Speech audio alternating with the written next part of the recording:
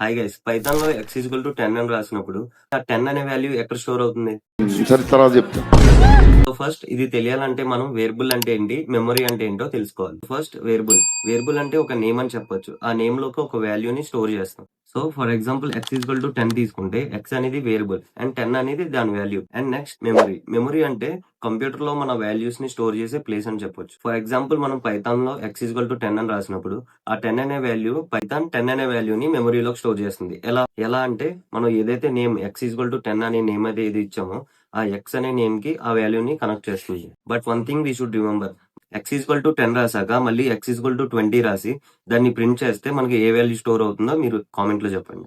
So variables అంటే values కి names ఇవ్వడం అండ్ మెమరీ అంటే వాల్యూస్ అన్ని స్టోర్ అయ్యే ప్లేస్ అని చెప్పొచ్చు. అండ్ డే 3 లో డేటా టైప్స్ అంటే ఏంటో చూద్దాం. డేటా టైప్స్ అనేవి చాలా ఇంపార్టెంట్ అండ్ ఇంటర్వ్యూస్ లో కూడా డేటా టైప్స్ గురించి ఎక్కువ అడుగుతారు. ఈ సిరీస్ మిస్ అవ్వకుండా ఉండాలంటే మన అకౌంట్ ని ఇప్పుడే ఫాలో చేసి మీ ఫ్రెండ్స్ కూడా షేర్ చేయండి, వాళ్ళు కూడా నేర్చుకోవాలిగా. బాయ్.